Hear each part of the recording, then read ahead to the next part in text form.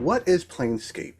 Planescape is a campaign setting published in 1994 for the second edition Dungeons & Dragons. The easiest way I can describe Planescape to someone new to Dungeons & Dragons is that it is the hub of the multiverse, where gods, demons, and angels meet and have adventures. And players from any setting can travel here and go to a different world. Character from Greyhawk can now travel to the Forgotten Realms and vice versa. But Planescape is a very dangerous and complex setting, and it has a lot of fun lore. Today we are reviewing Planescape: The Adventures in the Multiverse, a 3-book set of new player options, setting, bestiary, and lore for 5th edition Dungeons & Dragons from Wizards of the Coast. The 3-book set is similar in concept to the Spelljammer set that came out last year. Before we share whether we like this set or whether this gives us a headache, we should do introductions. Welcome to Really Dicey. This is Manny. And I'm RJ. And if you enjoy this content, please like this video and subscribe to our channel. Each measure of help you give is another step for us achieving multiversal domination. The first book of the set, Sigil and the Outlands, starts with some player options, and then there are 2 chapters afterwards about the most popular areas of Planescape: Sigil, the City of Doors, and the Outlands. And new character options for Planescape include 7 new feats, but it's really only one feat called Scion of the Outer Planes, for which you pick a basic outer plane type: chaotic, order, good, evil, or Outlands. The other 6 feats are sub-feats of this one. The Scion of the Outer Planes feat gives you resistance to a damage type associated with your outer plane choice, such as resistance to radiant damage for the good outer plane. And it gives you a free cantrip associated with that plane type. For example, the Sacred Flame cantrip for the good outer plane. You can cast this cantrip without material components, and you get to choose your spellcasting ability: intelligence, wisdom, or charisma. This seems pretty powerful, but remember that you're in the Planescape setting where the power levels are definitely turned up. The sub-feats are also impressive. For example, the Righteous Heritor feat, which is available to Scions of the Outer Planes for good outer planes, gives you the ability to, as a reaction, reduce damage taken by you or a creature within 30 feet of you by 1d10 plus your proficiency bonus. But you only have as many uses of this feature equal to your proficiency bonus, which recharges on a long rest. This setting also adds 2 new backgrounds: the Gate Warden and the Planar Philosopher. They both are only available to characters in a Planescape campaign. The 2 backgrounds grant the Scion of the Outer Planes feat automatically. The most interesting part of the character options, in my opinion, are the factions of Sigil. The Planar Philosopher background requires you to choose one of these factions, and each has a sentence summarizing their guiding principle. For example, the Fated faction believes everyone makes their own fate and is entitled to whatever they can take and hold. This list of core beliefs is far more meaningful than the alignment system, and I think it would be useful for characters in any setting to have such options available, and not necessarily related to a faction. Finally, there are 2 new spells, Warp Sense and Gate Seal, that are utility spells specific to planar travel. And there are 3 new magic items that are used in the written adventure. So there aren't a lot of new character options here. I was disappointed that there weren't any new lineages, because there are some great opportunities in the bestiary for new playable species such as the Mustaval Gardenal, little mouse people, and who doesn't like mouse guard style characters? Concerning the setting, the last sections of the book, personally, it's been a long time since I looked into the original lore of Planescape. But if you used to play in the second edition days, it looks like they retained most of the lore, such as RJ's mentioned, factions and hints of the Blood War. Sigil is a city in the middle of a large circular land called the Great Wheel, and is located on a high landmass that is impossible to get to. You can't fly there, you can't climb there. You have to magically portal your way in somehow. The city is very alien, architecturally designed by many different civilizations. The city is run by the Lady of Pain, an extremely powerful creature who can not only teleport anyone out of the city by will, but she can control any form of teleportation coming in and out of the city. No gods are allowed here, but the minions can come in. It's a great resource for trade and services, and you can almost find anything here for a price. It's a great hub to go from one world to another, and despite the hold the Lady of Pain has over the city and the power that she has, there are still many factors trying to find influence in the city. And this chapter does a great job of conveying all that. Besides its history, you will learn about each section in Sigil, including important landmarks, NPCs, which factions have a hold there, and adventure seeds. Now, the surrounding lands that encircle Sigil are the Outlands.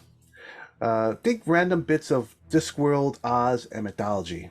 Random deities, cosmic beings, and more reside in this region. This book gives you information on 16 gate towns and 18 realms for characters to explore. The gate towns are located at the edge of the Outlands, and they are called gate towns because they were constructed around a portal to the outer planes, and each town is influenced heavily by the type of portal. So you shouldn't be surprised that the gate town that is built around the portal to Hades, for example, is called Hopeless. In the description of each gate town, you will get what kind of organization it has, important NPCs, what it's like to live there, or how to live there, noteworthy sites, and adventure seeds, of course. The rest of the Outlands are the realms, and they're all very different from one another, such as Flowering Hill, which is what I imagine what paradise looks like for hobbits, and Labyrinth of Life, a forest maze for dinosaurs maintained by the father of dinosaurs, and Moradin's Anvil, where three dwarven deities rule a mining city, or the Mausoleum of Chronepsis, where you can risk your life to talk to an ancient time dragon. That's not a bad. That's not too complicated of a name for being a dragon name. That's true. Doesn't have a lot of X's and Z's. Okay. The Bestiary has a lot of new content. First, it has 53 new stat blocks, all new creatures or subtypes for creatures, such as the Githzerai specializations. Next, you can make any creature a petitioner by adding a couple of new features to it. Petitioners are dead mortals that now exist in the outer planes. Also, you can take any creature that has been exposed to a plane for a long period of time and adjust it using the features specific to that plane. For example, you could take a creature from any other book and that has been in the abyss long enough, and they get 3 more features. Entropy of the Abyss, which lets them deal necrotic damage instead of the standard 3 physical types. Poison Tolerant, which grants advantage on poison-related saving throws. And Siege Monster, which doubles damage against objects or structures. Putting those all together, new stat blocks, petitioner, and planar influence adjustments, there are a lot of new variations on monsters and creatures. Notable in the new monsters are time dragons, which have some fun timeline bending mechanics. There's also the Eater of Knowledge, which eats brains and has different abilities based on the number of brains it has eaten. The more brains it eats, the more powerful it gets. I was alarmed to see a creature with an attack named Unerring Blade. This attack never misses, and this creature makes 4 of these attacks on its turn. Another trend in these stat blocks are creatures with multiple reactions per round. Some of these reactions are similar to legendary actions because they're triggered by another creature's turn ending. If you're accustomed to keeping track of reaction use in your head, like most people, you might want to start writing it down. Finally, the Bestiary has stat blocks for Sigil faction agents. Each of these is quite flavorful and represents well the guiding principles of that faction. Overall, I think this Bestiary is excellent. There's a lot of new challenges in here for your players. The third book of this set, Turn of Fortune's Wheel, is a 3rd level to 10th level adventure, with the final chapter skipping to a 17th level adventure. I will try not to spoil too much, but I will say that this is probably one of their better long-form campaigns they've written in a long time. The third book of this set, Turn of Fortune's Wheel, is a 3rd level to 10th level adventure, with the final chapter skipping to a 17th level adventure. I won't spoil too much, but I will say that this is probably one of the best long-form campaigns they've written in a long time. Now, I enjoyed some of the other campaign books. Fandelver and Below is a great book. Definitely still recommended to anyone playing Dungeons & Dragons 5th edition. Icewind Dale, Rime of the Frost Maiden, also a great book that I enjoyed. But Turn of Fortune's Wheel, I it's one of those, it's hard to explain unless you love books.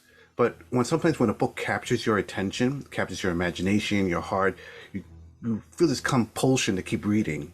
And with Turn of Fortune's Wheel, I couldn't help but that I would read it through the night and then wake up and I want to read more. It's such an original, creative story. I love the twists and turns. I love the encounters they put out there. It feels fantastic and dangerous. I think old school and new school fans will enjoy this fantastic story. So this adventure starts your characters at level 3 in a morgue in Sigil with no memory, and each character has two variants called glitches in the adventure. And you spend the entire campaign on the run trying to find out not only what your memories are or where your memories are, but why you're considered an aberration to this reality and have to be destroyed. And from there, your adventures get stranger as you advance from the Sigil to the Outlands and back again. Again, I will try not to spoil any further, but I do want to share three things that I thought were awesome. One, that if your character dies, you have two backup characters with the same name, but either a different race or a class or both. And it fits really well with the theme of the game. Second, this game feels dangerous, and if characters are careless, they can die quickly. And third, they finally have an adventure at the end for high level characters. Rarely do they publish adventures for characters of that level. Overall, this is one of the best campaigns I read for D&D 5e. So, in conclusion, what disappointed me most about this set is the lack of player options. We're playing in the hub of the D&D multiverse, and there should be plenty of new races and ancestries to choose from. So we're just getting two backgrounds, feet. Personally, as a player, none of the options given here excite me too much, except for how certain areas and alignments may have an environmental effect on your character. I know recently Wizards of the Coast has been in hot water for one of the artists using AI for their artwork, and I'm not sure if any of it was used in this book, but the art here is gorgeous. I think they do a good job portraying something that words could not describe entirely well. But Dungeon Masters will love this. You will get a fantastic, strange, and dangerous setting. You will get a large bestiary and a wondrous adventure, Turn of the Fortune's Wheel. Fans of the old Planescape books may not find new sources of lore, but if you've been playing D&D 5e most of your life, and you've been hoping for a different D&D setting that has a Return to Oz meets Guardians of the Galaxy vibe, this set, Planescape Adventures in the Multiverse, is for you. Thank you for watching. Now make a wisdom saving throw. And on a failed save, you must thumbs up this video and subscribe to the channel. On a success, well, see you next time.